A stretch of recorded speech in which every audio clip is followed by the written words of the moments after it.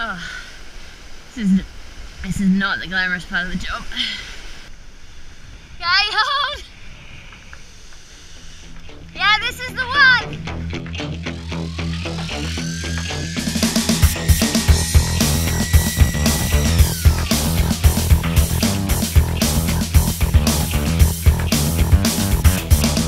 Welcome back to the Inside Track. I'm Jenny Tulloch here in the Volvo Ocean Race headquarters, and the first real hurdle of leg 2 was the Agulhas current. The teams tackled it yesterday and gave us a little taste of what life was like on board. The Agulhas current runs strongly down the edge of the bank in between 200 and 500 metres of water. So if I put the current up, you can see it's quite extreme. And you notice we're the green dot here, we're in the middle of the stream, so we've got about 4 knots of current going this way, and we've got 20 knots of wind opposing it, so we've got steep seas, but we're under a relatively conservative sail plan. We're averaging 25, 24 knots at the moment, and it's at boat speed.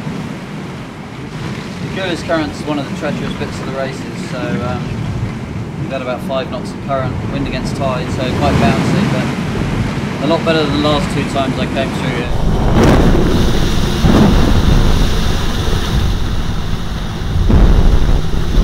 Pretty much as windy as it could be, and the sea state is just terrible. So hopefully our navigator thinks that we can go north soon to some nice warm breeze. The first time I went through here we couldn't reef, so Justin spent half the time at the top of the mast getting beaten to hell trying to free the mainsail. Pretty bumpy, mixed up ride. It's hard driving, hard doing anything. The Don's up there at the moment trying to go to the loop. It's probably the hardest mission of the day. You know you got to do it, but you don't want to. So who can explain the Agulhas current best between the two of you? It's warm, it's wet, and it's bumpy. It's pretty bumpy, yeah. You've got to treat it with respect, and then you'll come out on the right side of it in one piece.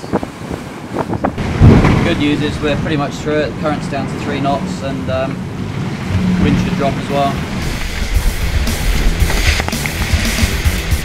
Let's check out the virtual eye of the last 24 hours.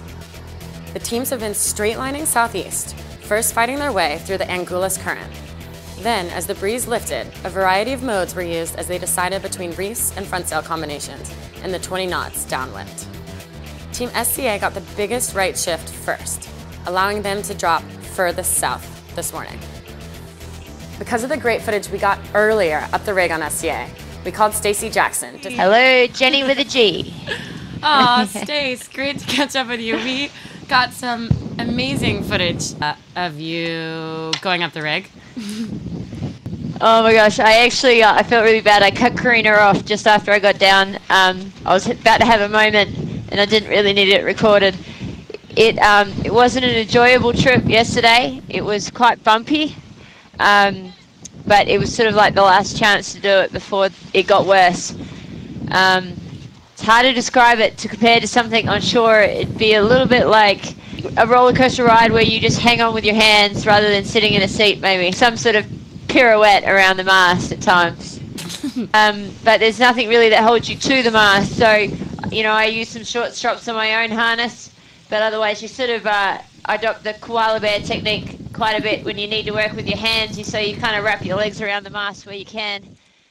Okay, fair game. Let's talk about where you guys are position-wise now. You're the furthest south of the fleet. What's the strategy?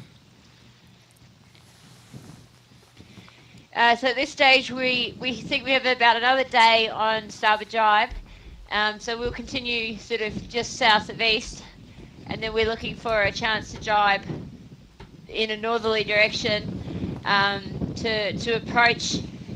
We have to cross the ridge at some stage in the next few days, so we're just looking for our best way to approach that to get through the ridge the shortest possible, quickest way.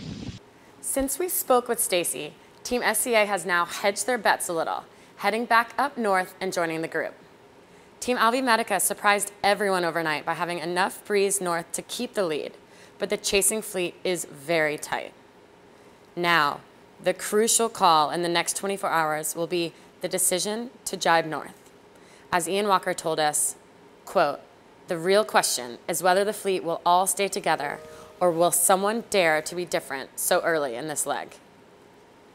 We should know that answer by tomorrow night, here on the Inside Track.